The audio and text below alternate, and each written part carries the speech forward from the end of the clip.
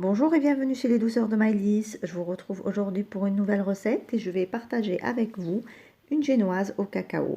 Donc pour cette recette, on va avoir uniquement la base, c'est-à-dire la génoise, donc avec laquelle vous pouvez réaliser toutes sortes de gâteaux. Vous pouvez donc la mettre dans un moule du diamètre de votre choix pour avoir une hauteur de gâteau souhaitée. Donc moi je vais la faire cuire dans un moule de 30 cm. Je vais avoir un gâteau assez large mais pas très haut.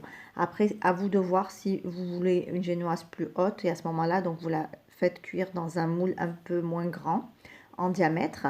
Vous pouvez également réaliser avec cette recette un roulé, un biscuit roulé, donc que vous pouvez étaler sur une plaque du four recouverte d'un papier sulfurisé et ça va vous donner un joli biscuit que vous allez pouvoir donc garnir et rouler par la suite.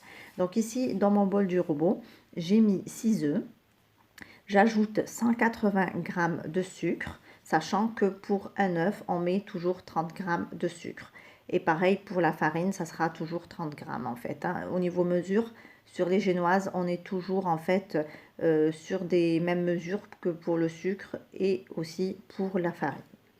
Donc là, j'ai mis mon sucre et mes œufs et je vais les battre donc au robot jusqu'à obtenir un mélange bien blanc et mousseux.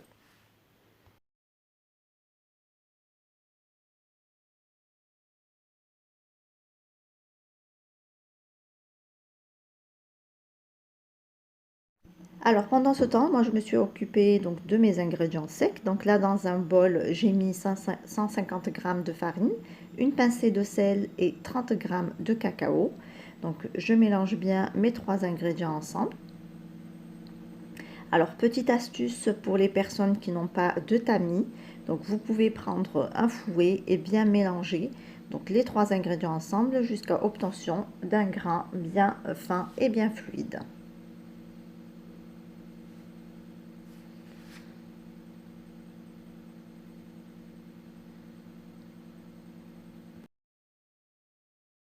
Donc ici, je récupère mon mélange œuf-sucre. Donc voilà la texture qu'il faudra avoir. Donc un mélange bien blanc et mousseux qui forme un ruban. Donc là, je verse dessus mes ingrédients secs, c'est-à-dire ma farine et mon cacao. Donc moi, je les verse en deux temps. Donc je tamise une nouvelle fois mon cacao surtout pour avoir un grain bien fluide. Et à l'aide de ma maryse, je viens mélanger délicatement mes ingrédients secs avec mes œufs. Donc là, ça vous paraît en fait rapide, c'est normal parce que là, j'ai juste accéléré un petit peu ma vidéo, mais sinon, le geste est beaucoup plus long que ça et très délicat. Donc, pour pas faire tomber les œufs, on mélange vraiment délicatement en soulevant la masse, donc de bas en haut. Voilà, je rajoute le reste donc de ma farine et de mon cacao. Et pareil, je mélange délicatement et en m'assurant que ma farine, parfois, elle se cache un petit peu entre les liquides.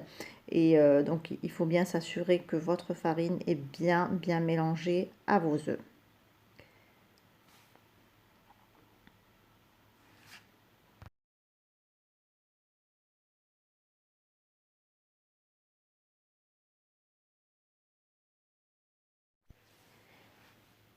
Donc ici, j'ai mon moule à gâteau qui fait 30 cm de diamètre que j'ai chemisé d'une feuille de cuisson. Vous pouvez donc y mettre du papier cuisson ou tout simplement le beurrer et le fariner avant de déposer dedans votre pâte à gâteau. Donc là, j'ai déposé ma pâte à gâteau à l'intérieur et je vais donc la passer en cuisson pour 30 minutes à 180 degrés.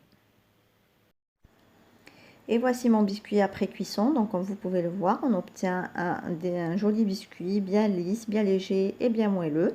Donc comme je vous l'ai dit tout à l'heure en début de vidéo, donc je voulais pas d'un biscuit assez haut parce que moi je voulais juste le découper en deux et ne pas avoir une grosse couche de biscuit par rapport à la crème que je vais mettre au milieu. Donc si vous voulez un biscuit un peu plus haut, vous pouvez le faire cuire dans un moule moins large. Voilà, là, je vais découper ma génoise en deux pour vous montrer l'intérieur. Donc, vous allez voir de vous-même que c'est un biscuit qui est bien moelleux, mais qui ne s'effrite pas à la coupe. Donc ça, c'est bien parce que ça nous aide au montage des gâteaux. Donc pour ma part, je l'ai juste garni avec une crème pâtissière au chocolat. Donc j'ai fait au plus simple, hein, c'était juste pour notre goûter du dimanche. Donc je l'ai juste garni avec une crème pâtissière au chocolat. Et ensuite, je l'ai décoré avec une chantilly et j'ai mis quelques chocolats pour les enfants. Voilà, donc c'était notre recette du jour. Je voulais juste partager avec vous la base que vous pouvez donc utiliser pour toutes sortes de gâteaux. Ici, on arrive à la fin de notre recette. J'espère que celle-ci vous a plu. En tout cas, si vous avez aimé, laissez-moi un like et un commentaire. Et n'hésitez pas à partager la vidéo autour de vous. Si vous êtes de passage sur ma chaîne, soyez les bienvenus. Je vous invite à vous abonner en cliquant sur le bouton abonner et ainsi qu'à activer la cloche des notifications pour ne pas rater les prochaines publications. Je vous laisserai la liste des ingrédients en barre d'informations en langue arabe et en langue française. Quant à moi, je vous souhaite un très bon appétit. Je vous retrouve très vite pour une nouvelle recette. Merci de m'avoir suivi et à très bientôt chez les douceurs de Maëlys.